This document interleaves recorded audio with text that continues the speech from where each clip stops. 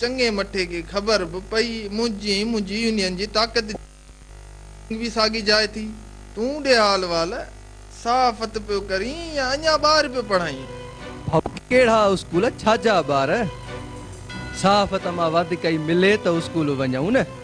ॾिसी थो त मुआशिरे में केॾियूं बुरायूं वधी वयूं आहिनि, उन्हनि खे पिया था फोकस कयूं। इहा हिन क़ौम जी घटि ख़िदमत था कयूं छा जो वरी ॿार बि पढ़ायूं। पंहिंजे असुल मक़सद ऐं फ़र्ज़ खां मुंहुं न मोड़णु घुरिजे। क़ौम जी बहितरीन ख़िदमत क़ौम में इल्मु मुंतक़िल करणु आहे। थोरी गफ़लत ऐं लालच क़ौम लाइ हानिकार साबित थी सघे थी।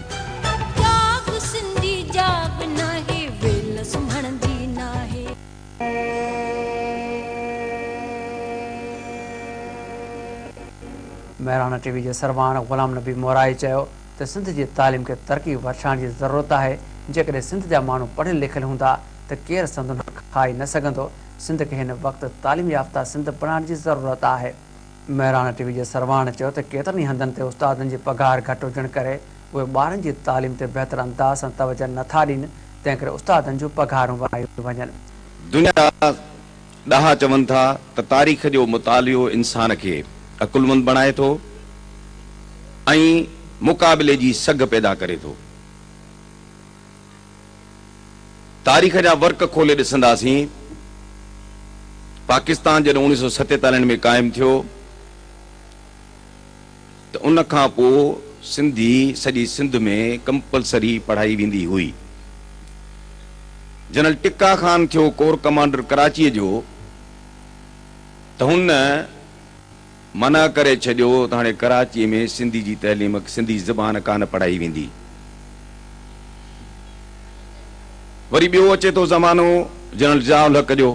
जॾहिं जनरल ज़ियाउल हक़ थो मार्शल लॻाए त हुन पहिरियों भेरो इहो रिवाज क़ाइमु कयो त उस्तादनि जूं भर्तियूं मेरिट जे बजाए कोटा ते थी वयूं। हितां जे मुस्लिम लीग तंहिं ज़माने में लीडरशिप इहो ॿुधायसि त भुटे साहब खे कॾहिं मिसारणो आहे मिसार नालो हितां पूरो करणो आहे सिंध में त असां माण्हुनि खे ईअं बिना मेरिट जे नौकिरी ॾींदासीं, माण्हू असां ॾे उथलजी पवंदा। उन खां पोइ ऐं अॼु ॾींहुं आहे कंहिं बि हुकूमत हिन मामले ते जेको बुनियाद आहे कंहिं बि शइ जो कंहिं बि ध्यानु कोन ॾिनो। मथे बिल्डिंग केतिरी बि सुहिणी हुजे सुठी हुजे पर जेकॾहिं बुनियाद मज़बूत कोन्हेसि त उहा बिल्डिंग घणो वक़्तु जटरादार कान थी सघंदी ऐं केॾी महिल बि किरी सघे थी। सिंधी तालीम त छा पर कंहिं बि क़ौम जी तालीम मज़बूत उस्ताद पघार जो कुझु सो तव्हांजे अमलदारनि खे ॾियनि था। हर जाइ ते कोन्हे पर घणनि जाइनि ते शिकायत मिली आहे पोइ हू को ॿियो कारोबार वञी था कनि, का पैगंबरी पेशो छॾे ऐं को ॿियो धंधो वञी था कनि। ॿियो जेकॾहिं हिकिड़े स्कूल में शागिर्द 20 त उते उस्ताद 30 सिफारिशी अमल जे करे हू जिते शागिर्द आहिनि 100 उते उस्ताद आहिनि 5। हिन सॼे निज़ाम खे ठीकु करणो आहे। केरु कंदो? तव्हां असां कंदासीं। धरतीअ धणी कंदा, जेको मालिकी कंदा उहो कंदा। सुतल क़ौम जो को बि वारिस वाली वारिस कोन थींदो आहे। क़ौमूं ज़िंदह तॾहिं थींदियूं आहिनि तॾहिं रहंदियूं आहिनि जॾहिं हू पंहिंजे हक़नि जी हिफ़ाज़त पाण कनि। जेसि ताईं तइलीम सिंध जी मज़बूत आहे सिंध जो हिकिड़ो हल कोन थींदो। सिंध मसइलनि में दफ़न थींदी वेंदी ऐं इवेंचुअली छा थिए कंहिं सोचियो हो जेके बुज़ुर्ग वेठा आहिनि त ईअं बि असांखे ॾिसणो पवंदो जो कराची में असां फ़ैसिलो कोन कंदासीं को ॿिए फ़ैसिला कंदा। कहिड़ियूं ग़लतियूं आहिनि असांजे सियासतदाननि जूं ग़लतियूं आहिनि जिन पाकिस्तान ठाहियो उन खां पोइ हुन नज़र अखियूं खोले न रखियूं।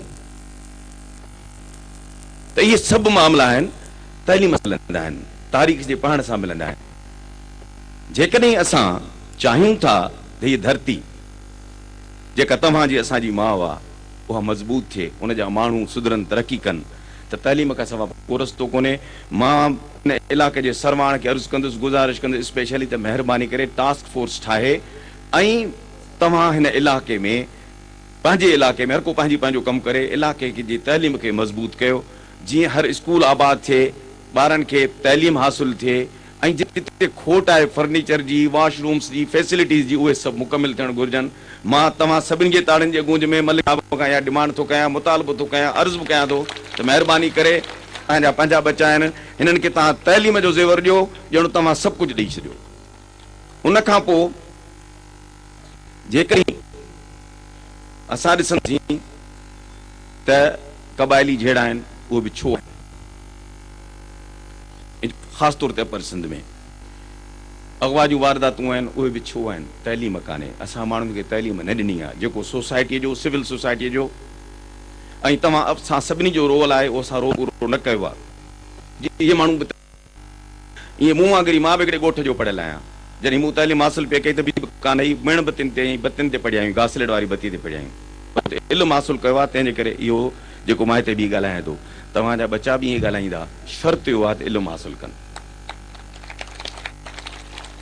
इन में हिननि बचनि जो ॾोह न आहे, इन में तव्हां वॾनि जो ॾोह आहे। जेकॾहिं माउरुनि जो ॾोह आहे, उहे ॾिसनि त बचा जेके आहिनि से स्कूलनि में वञनि, तइलीम हासिल कनि।